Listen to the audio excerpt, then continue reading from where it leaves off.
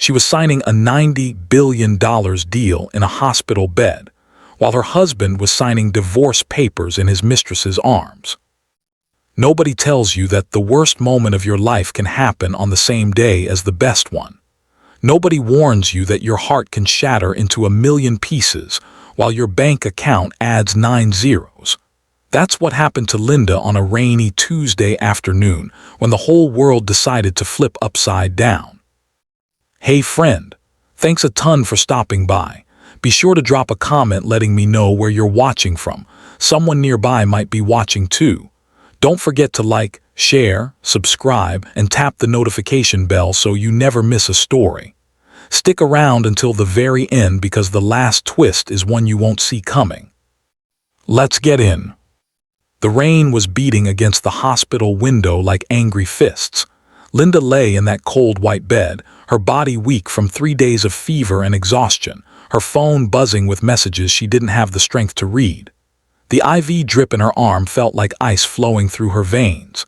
She kept checking the door, waiting for him to walk through, waiting for James, her husband of 7 years, the man who promised to hold her hand through sickness and health. He never came. Instead, a nurse walked in with sympathetic eyes and handed her a manila envelope. Inside were divorce papers, not even delivered by him personally, just papers. Cold, legal papers with his signature already dried at the bottom. There was a short note attached, written in his handwriting she knew so well, the handwriting that used to write her love letters.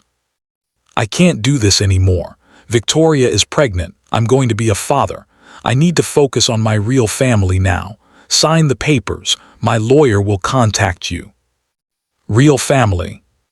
Those 2 words hit harder than any disease ever could. Linda's hands started shaking so badly the papers fell to the floor.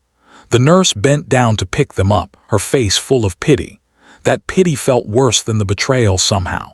Being pitied by a stranger while your husband abandons you in a hospital bed. That's a special kind of pain that has no medicine. Ma'am, should I call someone for you? The nurse asked softly. Linda shook her head. Who would she call? Her mother passed away 2 years ago. Her father was in the village, too old and too far to help. Her friends. Most of them were James's friends first. They'd probably already known about Victoria. Probably went to baby showers and smiled in her face while knowing her husband was building a whole other life behind her back. She was alone. But here's what James didn't know. Here's what nobody knew except Linda and 3 people in expensive suits who were on their way to that very hospital room. While James was busy building his real family with Victoria, while he was sneaking around and lying and planning his escape, Linda was building an empire. For 2 years, she'd been working on the biggest deal of her entire career, a technology merger that would change everything.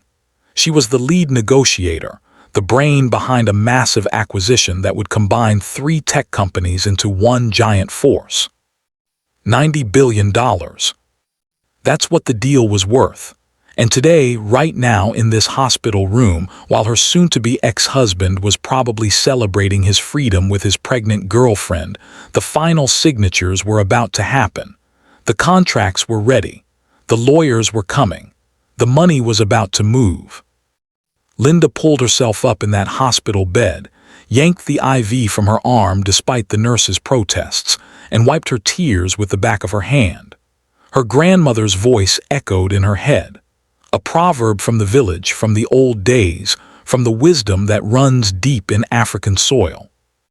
When the rain falls, it doesn't ask the broken pot if it's ready. It just falls, and the pot either holds water or becomes useless. Linda decided right then she would hold water. She would hold oceans. 20 minutes later, 3 lawyers walked into her hospital room carrying briefcases and tablets and the kind of serious faces that mean serious money. The lead lawyer, a tall man named Mr. Justin, looked at Linda with concern. "Mrs. Williams, are you sure you're well enough for this? We can postpone." "No," Linda cut him off, her voice stronger than she felt.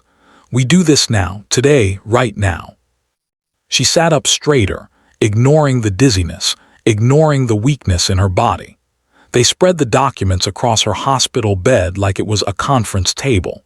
Page after page of legal language that basically said one thing: Linda Williams was about to become one of the most powerful business executives in the country. Her signature went on 14 different pages. Each stroke of the pen felt like revenge. Each initial felt like freedom. The final signature, the one that sealed everything, that made it all real, she pressed down so hard the pen almost tore through the paper. "Congratulations, Mrs. Williams," Mr. Justin said, shaking her hand. "You're now the Chief Strategy Officer of the largest tech conglomerate in Africa, with a signing bonus of $12 million in stock options worth. Well, let's just say you'll never worry about money again." Linda nodded, unable to speak, not because she was overwhelmed with joy, but because the irony was choking her. The same day James left her for being not enough, she became more than he could ever dream of being. The lawyers left. The room fell silent again except for the rain still beating against the window. Linda picked up those divorce papers from the floor. She stared at James's signature. 7 years of marriage ended with a scribble. She thought about calling him, telling him what just happened, watching his face realize what he'd thrown away. But no. Something deeper stirred in her, another grandmother's proverb: "The lion doesn't turn around when the small dog barks." She would sign the papers. She would let him go. She would let him think he won. Because the truth is, people like James don't deserve to know they lost. They don't deserve the closure of understanding their mistake. They deserve to live in ignorance while life teaches them lessons they're too blind to see coming. Linda signed the divorce papers right there in the hospital bed. Her signature was steady, clean, final. 2 weeks later, she was discharged from the hospital. The sickness that nearly killed her turned out to be extreme exhaustion and stress. The doctors said her body was shutting down from overwork. They told her to rest, to take it easy, to find balance. She laughed at that. Balance. What a joke. Her whole life had been about balance. Balancing James's moods, balancing his career with hers, balancing his needs while hers sat in the corner collecting dust.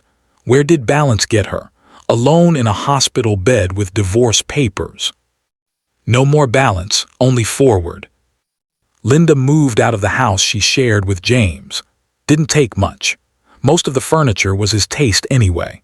She took her clothes, her grandmother's photo, and a small wooden stool her father made when she was a child. That stool meant more than everything else in that house combined. She bought a penthouse apartment downtown, floor-to-ceiling windows overlooking the city, the kind of place James used to say was too expensive and not practical. She furnished it exactly how she wanted: modern, clean, no compromises. Her new job started immediately. The tech conglomerate, now called Unity Solutions, needed her sharp mind and sharper instincts. She dove into work like a woman possessed. 16-hour days, international calls at midnight, flying to 3 countries in 1 week. She was building something bigger than herself, bigger than her pain, bigger than the small, pathetic betrayal of a small, pathetic man. 3 months passed. Linda's face started appearing in business magazines. Forbes, Fortune, Bloomberg, articles about the woman behind Unity Solutions' massive success. Her salary and net worth became public knowledge because stock filings don't lie. The numbers made people's heads spin. That's when James found out. Linda was in a board meeting when her assistant slipped her a note. "Your ex-husband is in the lobby. He's demanding to see you. Security is holding him." Linda's hand didn't even shake. She finished the meeting, presented her quarterly projections, got approvals for 2 new initiatives worth millions, and then, only then, did she address the James situation. "Send him up," she told her assistant. "Give us the small conference room." She wanted him to see it. The marble floors, the original artwork on the walls, the view of the city from the 47th floor. She wanted him to walk through her world and understand how small he'd become. James walked in wearing a suit she recognized. The one she bought him for their 5th anniversary. He looked smaller somehow, or maybe she'd just grown bigger. His eyes were wide, taking in everything. The expensive furniture, the assistant outside, the nameplate on the door that read Linda Williams, Chief Strategy Officer. "Linda," he started, his voice shaky. I had no idea. Why didn't you tell me?" She almost laughed. The audacity, the absolute nerve of this man. "Tell you what, James, that I was working on a deal. I did tell you. Every day for 2 years I told you about my work. You just never listened. You were too busy listening to Victoria." He flinched at the name. "Good." "That's not fair," he said. "You never said it was this big. You never said." "I never said what?" Linda's voice was ice. "That I was about to close a $90 billion deal. You're right, I didn't. Because every time I tried to talk to you about my career, you changed the subject. You made it about you, about your stress, your problems, your needs." "I made a mistake," James said, and now his voice was desperate, pathetic. "Victoria and it's not working out, the baby. Things are complicated. I realize now what I gave up, what we had. We can fix this." There it was, the real reason for his visit. Not guilt, not apology, just greed. Just the realization that he traded a diamond for broken glass. Linda stood up. She walked to the window, her back to him. The city sprawled below, full of life and possibility, and people who were not James. "You know what my grandmother used to say?" Linda spoke softly, but her words cut like knives. She said, "The goat that is destined to get lost will not hear the hunter's horn." You didn't hear me, James. For 7 years you didn't hear me. And now that I'm making noise you can't ignore, now you want to listen. No, it doesn't work that way. "Please," he begged, and she could hear him moving closer. "I'll do anything. I'll sign a prenup. I'll support your career. You'll leave." Linda turned around, her eyes meeting his. "You'll leave my office. You'll leave my life. You'll go back to Victoria and that baby and the life you chose, because I'm not your backup plan. I'm not your safety net. I'm not the woman who waits for you to realize her worth. I know my worth, James. I always did. You're the one who couldn't see it." "Linda, please. Security will show you out." She pressed a button on her desk. 2 security guards appeared at the door. James looked at them, then back at Linda. For a moment she saw something in his eyes, maybe regret, maybe pain, maybe just the cold reality of consequences. He left without another word. Linda sat back down in her chair. Her hands were shaking now, not from weakness, from rage, from the burning satisfaction of watching a man who underestimated her finally understand his mistake, but also from sadness. Because despite everything, despite his betrayal and cruelty, there was a part of her that still remembered loving him, still remembered the man he used to be before he became this stranger. That night Linda went home to her empty penthouse. She poured herself a glass of wine and stood by the window, watching the city lights blink like stars. Her phone buzzed. A message from Mr. Justin. "Unity Solutions stock up 23% today. Your stock options just made you another $8 million. Congratulations." $8 million in one day. Money she couldn't have imagined a year ago. Money that should feel like victory. But the penthouse was quiet. The wine tasted bitter. Success is lonely when you have no one to share it with. Another message came through. Unknown number. She almost deleted it, but something made her open it. "He came to see me after he left your office, crying, begging me to take him back. I told him no. I told him we both deserve better than a man who only values women based on their bank accounts. I thought you should know. Victoria." Linda stared at the message for a long time. Victoria, the mistress, the other woman, the one who supposedly won. And even she had the dignity to walk away from James's nonsense. Linda typed back, "Thank you." 2 words. That's all that needed to be said between 2 women who both learned the same lesson about the same worthless man. 6 months later, Linda's father came to visit from the village. He was old now, his back bent from years of farming, his hands rough from honest work. He sat in Linda's expensive living room looking uncomfortable, like the furniture might break under him. "This is too much, my daughter," he said in their language. "Too much space for one person, too much silence." "I like the silence, Papa," Linda said, pouring him tea. "Silence is for the dead," her father replied. "The living need noise, laughter, arguments. Even crying is better than silence." "I cry enough," Linda said quietly. Her father looked at her with those ancient eyes that see everything. "You cry because you think success should taste sweet. But success is like bitter leaf soup. Good for you, but it takes time to appreciate the taste." "Papa, please, I don't need proverbs right now." "You always need proverbs. That's why your grandmother filled your head with them. She knew one day you'd need wisdom more than money." He sipped his tea slowly. "Tell me about this, James." So Linda told him everything. The hospital, the divorce papers, the deal, the confrontation. She told him about Victoria's message, about the loneliness, about winning everything and feeling like she'd lost something important anyway. Her father listened without interrupting.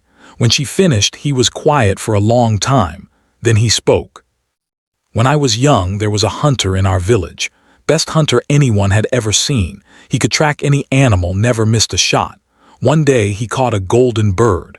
The bird spoke to him, offered him 3 wishes if he'd set it free. The hunter thought he was clever. He wished for wealth, power, and the most beautiful wife in the land. The bird granted all 3 wishes. The hunter became rich and powerful, married a stunning woman. But you know what happened?" "What, Papa?" "The wife never loved him. She only loved his wealth.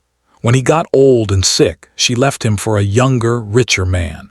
His power made him enemies who eventually destroyed him. His wealth attracted thieves and liars. In the end, he died alone, wishing he'd just let the bird go free without asking for anything." Linda felt tears building in her eyes. "So you're saying I shouldn't have taken this job? I should have stayed small so James would stay?" "No, my daughter," her father's voice was firm. "I'm saying the hunter made the wrong wishes. He wished for things that feed the outside, not the inside. You are not like that hunter. Your success came from your own sweat, your own brain, your own sacrifice. It's real, it's yours, but don't let it be your only treasure. The heart needs feeding too." "My heart is broken, Papa." "Broken hearts heal. Empty hearts don't. Fill yours with something besides work, family, friends, purpose beyond profit, maybe even love again when you're ready. But love someone who sees you, not your money, someone who wanted you when you had nothing." "I don't think that person exists," Linda whispered. Her father smiled. "He does, but you won't find him in boardrooms and business meetings. You won't find him chasing your wealth. He's probably somewhere living his own small, honest life. And when you meet him, you'll know because he won't care about any of this." He gestured at the expensive apartment. "He'll care about the girl from the village who used to help her grandmother cook bitter leaf soup." Linda cried then, really cried. Not the angry tears she'd cried over James, not the frustrated tears of exhaustion. These were clean tears, healing tears. Her father held her hand, and for the first time in months, the silence in her penthouse didn't feel so heavy. 1 year later, Linda was at a small cafe near her office. She'd started taking lunch breaks outside the building, trying to follow her father's advice about feeding her heart. The cafe was nothing fancy, just good coffee and honest food. That's where she met David. He was a teacher, high school mathematics. He came to the cafe every day to grade papers over lunch. They started with small talk, comments about the weather, recommendations about menu items. Gradually, conversations grew longer. He made her laugh, really laugh. The kind of laugh that comes from your belly, not your brain. David had no idea who Linda was. To him, she was just the woman who ordered black coffee and always sat by the window. He didn't read business magazines, didn't follow financial news. He lived in a world of teenagers and equations and finding joy in small victories when struggling students finally understood a concept. They went on their first date 3 weeks later, a movie and dinner at a place with plastic chairs and amazing food. Linda wore jeans and a t-shirt, no makeup, no designer anything. David talked about his students, about his dream of starting a scholarship program for kids from poor families, about his mother who raised him alone after his father died. "What do you do?" he asked finally. "I work in tech," Linda said simply. It wasn't a lie, just not the whole truth. "That's cool, must be stressful." "Sometimes. What about teaching? That must be hard too." David smiled. "It's the best kind of hard, the kind that matters." Linda felt something shift in her chest. This man, with his modest salary and second-hand car and passion for helping kids learn math, this man had something James never had: purpose beyond himself, joy that didn't depend on status or money or impressing people. They dated for 6 months before Linda told him the truth. She invited him to her penthouse for dinner, watched his face when he walked in and saw where she lived, saw the confusion, then realization, then something like worry cross his features. "Linda, I don't understand. You said you work in tech." "I do. I'm the Chief Strategy Officer of Unity Solutions." David's eyes went wide. The Unity Solutions, the company that's been in the news for that massive expansion, the $90 billion deal. "Yes." He sat down heavily on her expensive couch. "Why didn't you tell me?" Here it comes, Linda thought. Here's where he either gets intimidated and leaves, or gets greedy and stays for the wrong reasons. But David surprised her. "I get it," he said slowly. "You wanted to know if I liked you for you, not for this." He gestured around the penthouse. "Smart. I'd probably do the same thing if I had this much to protect." "And now that you know," Linda's voice was small, afraid. David looked at her for a long moment. Then he smiled. "Now I know you're even more impressive than I thought, but it doesn't change anything, Linda. I fell for the woman who laughs at my terrible jokes, who tells stories about her grandmother's proverbs, who cries during sad movies. That woman happens to be brilliant and successful, and I'm proud of you. But I'm not dadding your job title or your bank account. I'm dadding you." Linda started crying.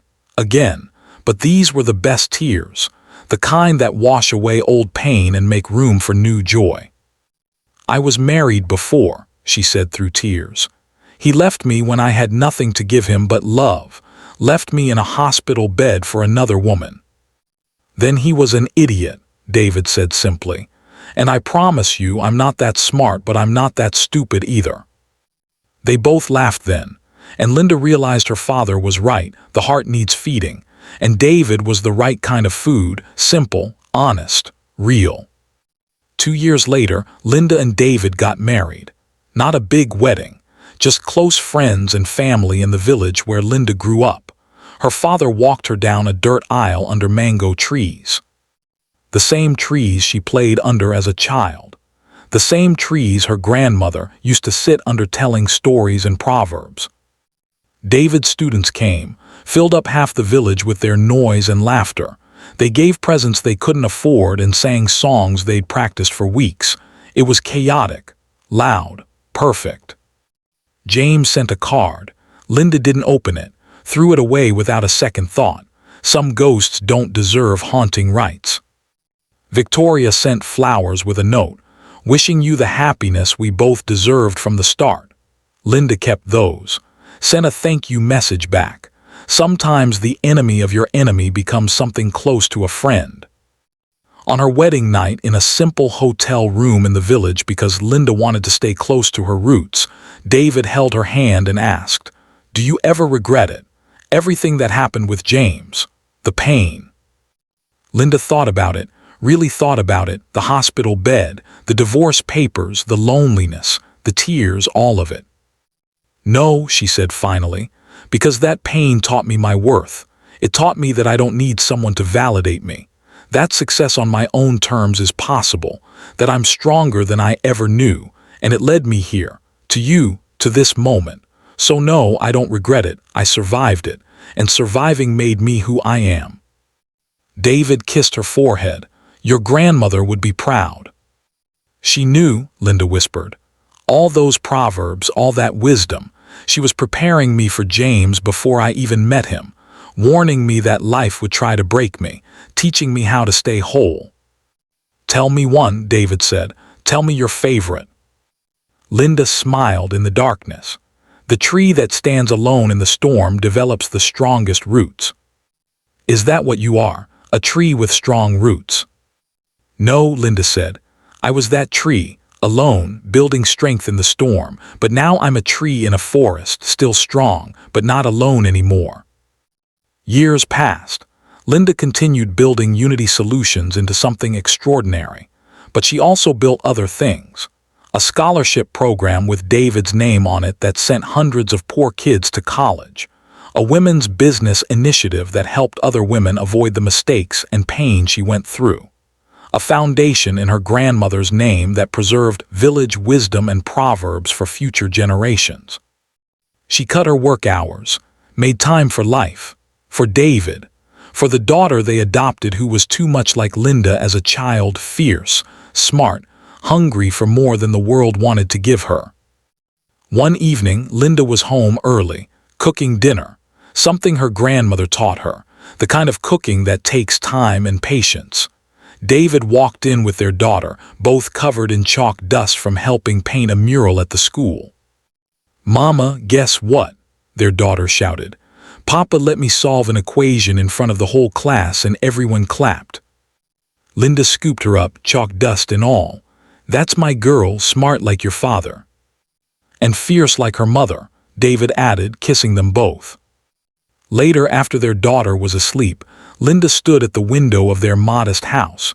She'd sold the penthouse years ago, too much space, too much silence, and looked at the stars. David came up behind her, wrapped his arms around her waist. "Thinking about something deep?" he asked. "Thinking about James," she admitted. "Wondering where he is, if he's happy, if he ever figured out what he lost." "Does it matter?" Linda leaned back into her husband's warmth. "No, I suppose it doesn't. His loss was my freedom. His betrayal was my breakthrough. In a weird way, I should thank him. If he hadn't left me in that hospital, I might have stayed small forever. Stayed in a marriage that was killing me slowly. Never discovered what I was capable of." "The universe has a funny way of working things out," David said. "My grandmother would say it's not the universe. It's consequences. Every action has one. James chose betrayal. His consequence was losing something valuable. I chose resilience. My consequence was discovering my power." "What's the proverb for that?" Linda thought for a moment, then smiled. "I don't think there is one. I think I just made a new one. When a man throws away treasure thinking it's trash, the treasure doesn't become trash. It becomes someone else's fortune." David laughed. "Your grandmother would approve." They stood there in comfortable silence, the kind of silence that isn't empty but full of love, full of peace, full of two people who chose each other not because they needed to, but because they wanted to. Somewhere in the city, James was living his own consequences.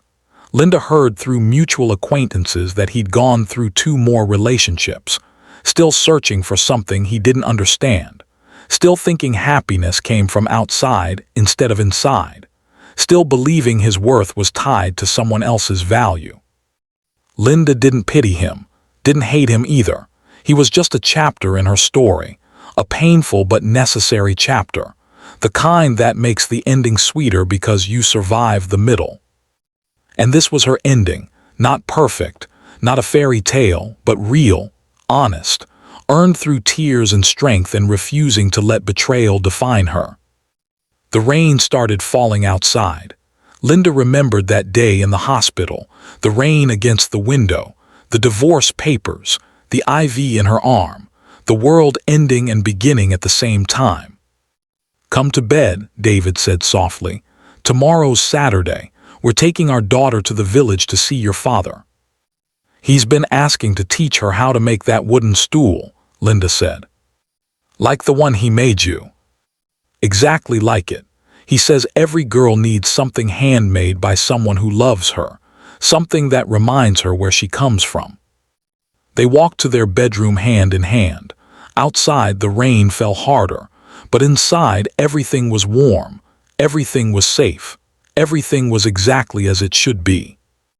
And in the morning, when Linda's daughter asked her to tell a story, Linda told her the truth about the hospital, about the betrayal, about the $90 billion deal signed in a hospital bed while her world crumbled and rebuilt itself in the same breath. "Were you scared, Mama?" her daughter asked with wide eyes. "Terrified," Linda answered honestly. "But my grandmother taught me something important. Fear is just a feeling. It doesn't get to make decisions. You do." "What did you decide?" "I decided to be bigger than my fear, bigger than my pain. I decided that one man's inability to see my value didn't determine my worth. I determined my worth, and then I went out and proved it." Her daughter hugged her tight. "When I grow up, I want to be just like you." Linda held her close, breathing in the smell of her hair, feeling the weight of being someone's hero. "No, baby. When you grow up, be better than me. Stand on my shoulders and reach higher." That's what each generation is supposed to do. And that's how Linda's story ends. Not with revenge, not with James crawling back, not with him finally understanding what he lost, because his understanding was never the point. His regret was never necessary for her healing. Her story ends with a woman who discovered that the worst betrayal can lead to the best breakthrough, who learned that being underestimated is sometimes the greatest gift because it removes all pressure to stay small, who understood that real love doesn't come from someone who values you when you're shining. It comes from someone who sees you in the dark and hands you a flashlight instead of walking away. And late at night, when everyone else was asleep, Linda still sometimes thought about that rainy Tuesday, the hospital bed, the divorce papers, the moment everything changed. She didn't regret a single tear, because those tears watered the seeds of who she became, and who she became was magnificent. Not because of $90 billion, not because of success or power or recognition, but because she chose herself. Every single day after that hospital room, she woke up and chose herself, her healing, her growth, her peace. And that choice, that simple choice to be worth more than someone else's valuation, that's the real fortune. That's the deal worth more than any contract could ever offer. That's the prize you get when you refuse to be broken by people who were never strong enough to hold you in the first place. What you just watched is only a glimpse of the full story. In the next video, I'll share a twist that no one expected, so be sure to be here when it premieres. I'm curious, what would you have done in this situation? Share your thoughts below. I'll be reading every single comment. Thanks so much for watching. I truly appreciate you. Don't forget to like, subscribe, and share this video with someone who needs to see it.